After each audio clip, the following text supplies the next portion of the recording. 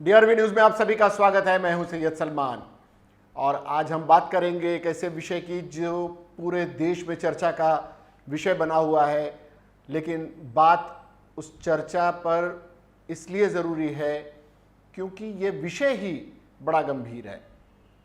राजनीतिक प्रवक्ता जब धार्मिक व्यक्तियों पर, धार्मिक लोगों पर टिप्पणियां करने लगते हैं तो क्या होता है, उसे आज देश महसूस कर रहा है। आप अंदाज़ा लगाइए कि नुपुर शर्मा जैसे लोग, जिंदल जैसे लोग जिस तरह के बयान देते हैं या फिर उसकी प्रतिक्रिया में जिस तरह के बयान आते हैं, क्या वो देश के हित में है? देश हित तो छोड़िए, उनकी अपनी पार्टी के हित में नहीं होते। अगर होते तो नुपुर शर्मा पर और जिंदल पर कार्रवाई न होती, दूरगामी परिणाम देखने को न मिलते। ये अपने आप में बहुत ही सोचने का विषय है। देश में जब बेरोजगारी है, देश में जब महंगाई है, देश में बहुत सारी समस्याएं हैं, लेकिन उसके बीच राजनीति के एक पद पर बैठे लोग जब इस तरह के बयानबाजियां करते हैं तो उठानी पड़ती है शर्मिंदगी देश के प्रत्येक नागरिक को। नुपुर शर्मा के मामले पर आते हैं।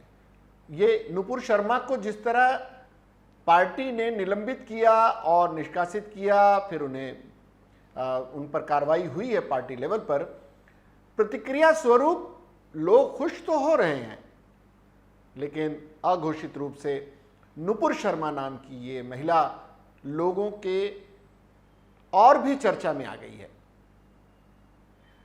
जो चीज उसको सजा के रूप में दिखाई पड़नी चाहिए थी, वो उसे एक तरह से हीरोइन बनाकर पेश कर रही है। क्या हम किस दिशा में जा रहे हैं, हम किस समाज का निर्माण कर रहे हैं, क्या हम कभी सोच पा रहे हैं इस दिशा में? बात अगर नुपुर शर्मा की करें तो पूरे विश्व में ये एक मामला भारतीय जनता पार्टी की इस पूर्व प्रवक्ता का, जिंदल का मामला देखिए फीका पड़ गया है। नुपुर शर्मा चूंकि ज्यादा आक्रामक होकर बोली और उन्होंने मुस्लिम समुदाय के पैगंबर पर टिप्पणी की, इसलिए वो ज्यादा निशाने पर आई और इसीलिए वो दूसरे तत्वों के ज्यादा सहानुभूति हासिल कर रही हैं। पैगंबर मोहम्मद साहब के खिलाफ आपत्तिजनक टिप्पणी मामले में नुपुर शर्मा की मुश्किलें भी बढ़ रही हैं। अब खबर यह आ रही है कि मुंबई पुलिस बीजेपी प्रवक्ता नुपुर शर्मा को तलब करेगी।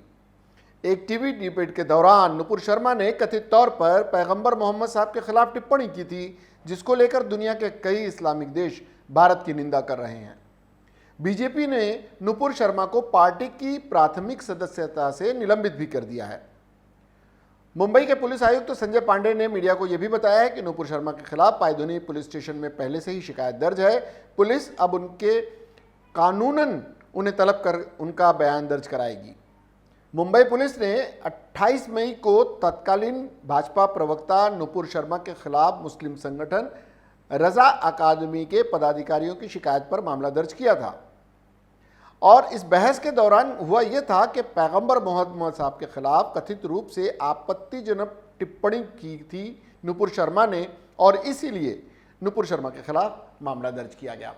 नुपुर शर्मा टीवी बहस में जाती हैं और कुछ इस तरह के बयान देती हैं जिससे दूसरे धर्म के लोगों की भावनाएं आहत होती हैं।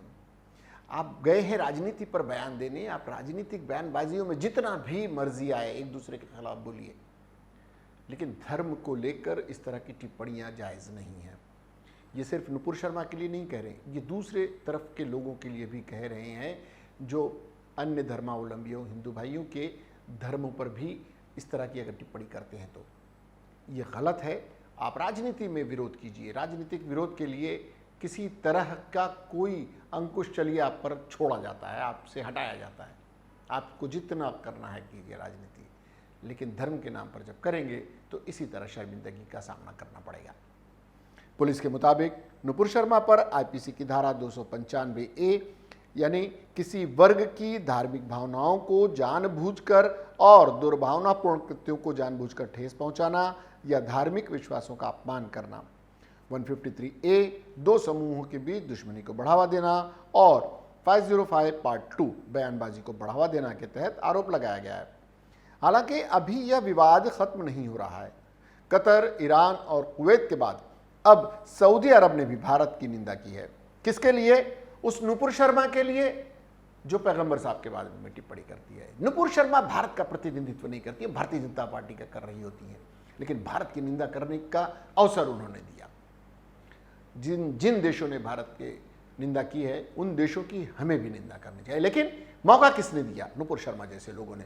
और आज उस नुपुर शर्मा को लोग प्रोत्साहित भी कर रहे हैं। एक सज्जन है, उन्हें देवी बता रहे हैं। हद है। ये देश जा कहां रहा है? देश शर्मिंदा हो रहा है। भारतीय जनता पार्टी को खुद को लगा, भारतीय जनता पार्टी ने उस पर कार्रवाई की। आप ये क्यों नहीं समझ रहे हैं कि अंतर्राष्ट्रीय स्तर पर भारतीय जनता पार्टी को भी तो अपनी एक फेस सेविंग करनी है। वो कैसे कह दे कि भाई हाँ, दूसरे धर्म के लोगों पर हम कत्लेआम करने को, उनके धर्म के खिलाफ कहने को हम मान्यता देते हैं। देश लोकतांत्रिक तरीके से चलता है। भारतीय जनता पार्टी अगर उसका सम्मान करती है तो कार्रवाई करती है। अब भारतीय जनता पार्टी और मोदी जी के और अमित शाह के और जितने भी भारतीय जनता पार्टी के बड़े नेता हैं, उनके अंधभक्तों के भीतर खलबली है। नुपुर शर्मा को इस तरह से पेश किया जा रहा है जैसे वो एक वीरांगना है। ये मानसिकता दूसरे धर्म के प्रति आपकी नफरत दर्शाती है। हम बार बार कह रहे हैं कि दूसरी तरफ के लोग भी इसी तरह के हो सकते हैं, उनके ऊपर भी कार्रवाई हो। धर्म के मामले में टिप्पणियां करने की किसी को इजाजत नहीं होनी चाहिए, वो कोई भी हो, कितना भी बड़ा व्यक्ति हो। कभी भारतीय जनता पार्टी के प्रवक्ताओं की लिस्ट में अरुण जेटली हुआ करते थे, मुख्तार अब्बास नकवी हुआ करते थे। किस तरह के लोग थे? नुपुर शर्मा जैसे लोग को आप प्रवक्ता बनाएंगे तो आप बोएंगे पेड़ बबूल का तो आम कहां से पाएंगे? हालांकि अभी जैसा कि हमने कहा कि विवाद खत्म नहीं हुआ है और सऊदी अरब ने भी सभी देशों से आस्थाओं और धर्मों का सम्मान किए जाने का आह्वान किया है।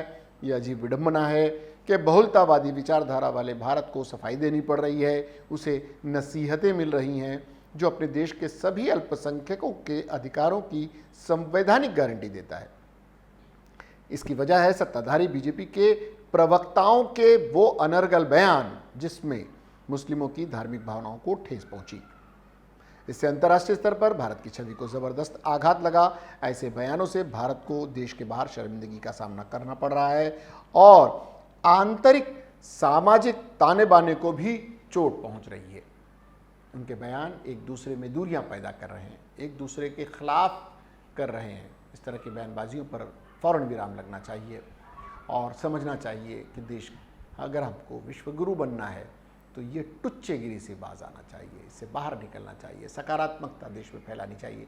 राजनीतिक आखिर देखिए राज्यसभा के चुनाव चल रहे हैं, एक दूसरे के खिलाफ माहौल बना हुआ है। जितनी लड़ाइयाँ लड़नी है लड़ लीजिए। महाराष्ट्र में तो बाकायदा चुनाव होने जा रहा है, कई जगह पर उत्तर प्रदेश जैसी जगहों पर राज्यसभा के निर्विरोध निर्वाचित हो चुके हैं। ये लोकतंत्र की खूबसूरती है कि विचारधारा की लड़ाई होगी, जो जीतेगा वो सरकार चलाएगा। लेकिन टीवी स्टूडियोज में बैठकर नफरत फैलाने वाले लोगों पर अंकुश लगाना और उनकी निंदा करना प्रत्येक भारतीय का कर्तव्य है। वो चाहे नुपुर शर्मा हो या नुपुर शर्मा के विचारधारा से सहमत लोग हों या नुपुर शर्मा के इन बयानों को के विरोध में उसी तरह के बयान देने वाले दूसरे तत्व हों। वो चाहे मुस्लिम हो, हिंदू हो, सिख हो, क्रिश्चियन हो, बौद्ध हो, जिस भी धर्म से उनका ताल्लुक हो, अगर वो नफरत की भाषा बोलते हैं उनके खिलाफ कार्रवाई होनी चाहिए। ये हमारा स्पष्ट मत है। आपको इस विषय पर कुछ कहना हो तो ज़रूर हमसे कहें, क्योंकि सकारात्मकता फैलाना हमारा धर्म है। हमारी सकारात्मकता फैलाना हमारी अपनी निष्ठा के लिए ज़रूरी है। हम सामाजिकता में किसी तरह का जहर नहीं घोलते, हम लोगों के बीच प्यार बांटते हैं और प्यार पाना चाहते हैं। आपको ये कार्यक्रम कैसा लगा, इससे जुड़ी हुई कोई बात कहना चाहें तो ज़रूर हमारे माध्यम से टिप्पणी करें और हमारे चैनल को लाइक करें, सब्सक्राइब करें, कमेंट बॉक्स में जाकर अपनी बात रख दें। फिलहाल वक्त हो चला आप सभी से विदा लेने का। सलमान को, मुझे यानी सलमान को और DRV न्यूज़ की पूरी टीम को इजाज़त, लेकिन इसके बाद भी खबरों और कार्यक्रमों का सिलसिला जारी रहेगा। देखते रहिए DRV न्यूज़। जय हिंद।